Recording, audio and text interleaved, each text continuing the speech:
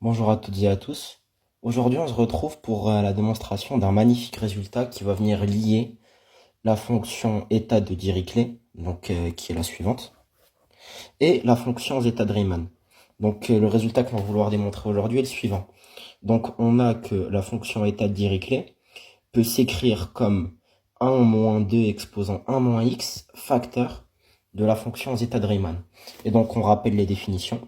La fonction zeta de Riemann, ça va être une fonction qui, pour x appartenant à 1, exclut plus l'infini, va associer la série des 1 sur n exposant x. Et la fonction état de Dirichlet, ça va être la fonction qui, à x appartenant à R plus étoile, va associer la série des moins 1 exposant n-1 sur n exposant x. Donc on peut ici observer que la fonction état de Dirichlet, ça va tout simplement être une version alternée de la fonction zeta de Riemann. Donc commençons tout de suite la démonstration. Ah oui, d'ailleurs, on aura également un deuxième résultat qu'on démontrera plus tard. Donc ça, c'est une équation fonctionnelle également qui va venir lier la fonction état de Dirichlet à la fonction gamma de l'air. C'est un résultat un petit peu plus ardu à démontrer qu'on démontrera un autre jour. Tout d'abord, pour commencer la preuve, qu'est-ce qu'on peut remarquer? Donc déjà, on peut voir que les deux séries qu'on a en jeu, donc celle-là et celle-là, sont absolument convergentes. Donc on va pouvoir les sommer par paquet. Donc c'est ce qu'on va écrire par convergence absolue de nos séries.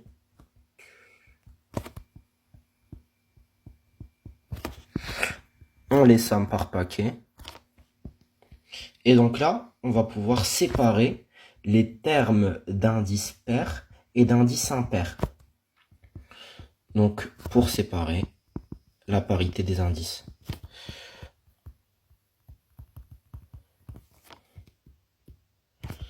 Enfin, pas vraiment la parité des indices, pour séparer les termes en fonction de la parité, mais bon, vous m'aurez compris.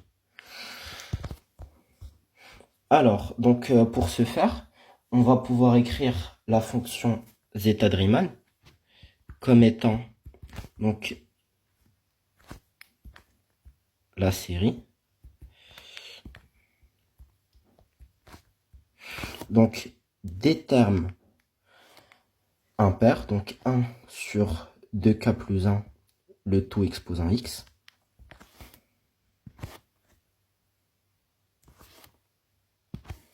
plus la série des termes pairs.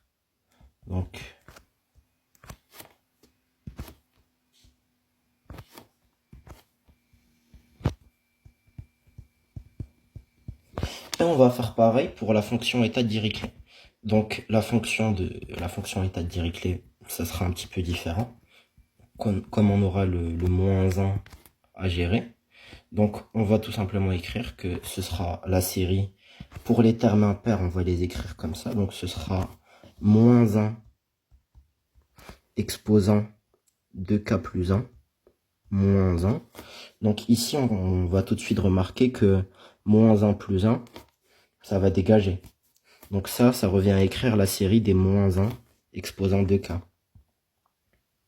Et moins 1 exposant 2k, on sait que moins 1 avec une puissance paire, ça va tout simplement s'écrire comme 1. Donc ici, ce sera la série des 1 sur 2k plus 1 exposant x. Donc ça, c'est pour les termes impairs. Pour les termes pairs, quant à eux, donc on va les écrire comme qui suit. Donc aussi la série.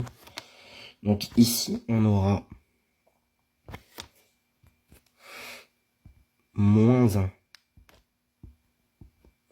exposant 2k. Donc on revient toujours à la définition. C'est moins 1 exposant n-1. Donc en l'occurrence, ce sera moins 1 exposant 2k moins 1 sur 2k exposant x. Donc ici, quelle simplification on peut remarquer? Déjà, comme tout à l'heure, on peut remarquer que moins 1 exposant 2k, ça donnera toujours 1. Nonobstant, il va toujours nous rester le petit terme résiduel ici, le moins 1 exposant moins 1. Or, on sait que moins 1 exposant moins 1, ça fait juste moins 1. Donc, c'est ce qu'on va faire. Ici, on va venir scinder notre série. Donc là, on va écrire que c'est la série des 1 sur 2k exposant x. Et on va venir sortir le moins 1 à l'extérieur. Donc ici, ce sera pas un plus, mais un moins. Et donc là, on a pu, grâce à la sommation par paquet, exprimer nos fonctions état de Riemann et état de Dirichlet avec les termes donc d'indice pair et impair. Et donc là, on va pouvoir commencer la rédaction de la preuve. Donc nous, qu'est-ce qu'on voulait démontrer? On voulait démontrer cette identité-là, celle-là. Donc on l'a réécrit. Donc on veut montrer que la fonction état de Dirichlet, elle est égale simplement à 1 moins 2 exposant 1 moins x facteur de la fonction zeta de Riemann. Donc ça, c'est équivalent à dire. Donc on peut effacer ce bord-là. On va plutôt s'intéresser à la partie droite de notre équation. Donc ça, c'est égal, si on distribue la fonction zeta de Riemann à gauche et à droite de la parenthèse, donc c'est égal à avoir la fonction zeta de Riemann facteur, ou plutôt moins, donc 1 moins 2 plutôt, donc 2 exposant 1 moins x, facteur de la fonction zeta de Riemann. Donc là, on n'a fait que distribuer. Et là, pour continuer, on va venir invoquer la définition de nos deux fonctions. Donc la fonction zeta de Riemann, on sait que ça va être égal à ce qu'on a ici. Donc la série des 1 sur n exposant x.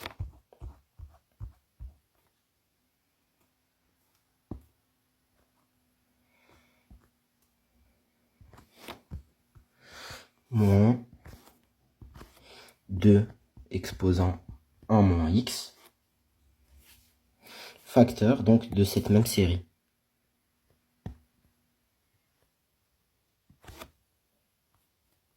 Ici, une simplification qu'on va pouvoir mettre en jeu, ça va être de venir transformer le 2 exposant 1 moins x pour le rendre en fraction.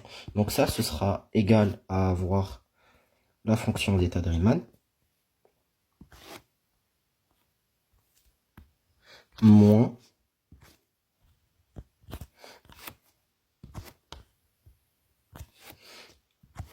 1 sur 2 exposant x moins 1. Et donc là, on a encore une fois notre série.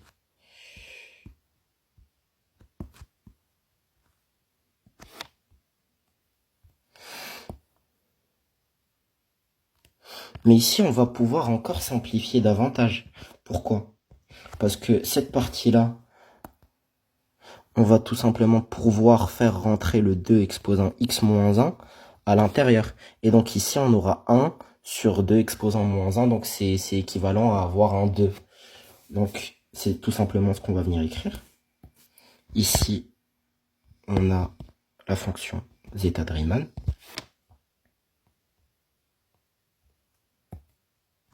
Moins 2 facteur de donc ce terme-là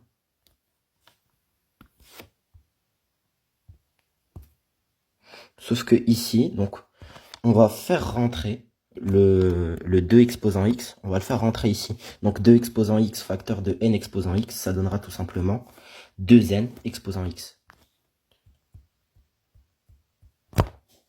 Et voilà.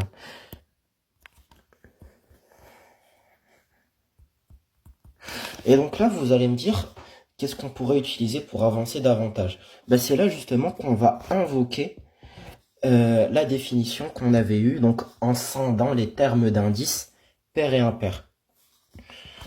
Donc ici, on va dire que ceci, donc qui est la fonction zeta de Riemann, s'y définit tout simplement comme la somme des deux séries.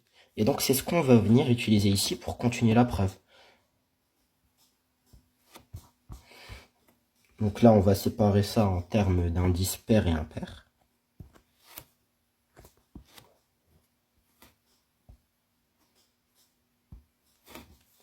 Et donc on aura toujours le moins 2. Et donc là, qu'est-ce qu'on peut remarquer? On remarque que donc les termes d'indices pairs, en fait, bah, elles vont revenir plusieurs fois. Donc ici, on a moins 2 fois les termes d'indices pairs, et ici, on a une fois les termes d'indices pairs. Donc en fait, ce truc-là, ça revient à écrire qu'on a la série des k allant de 0 à plus l'infini des termes indices impairs, moins donc les termes d'indices pairs.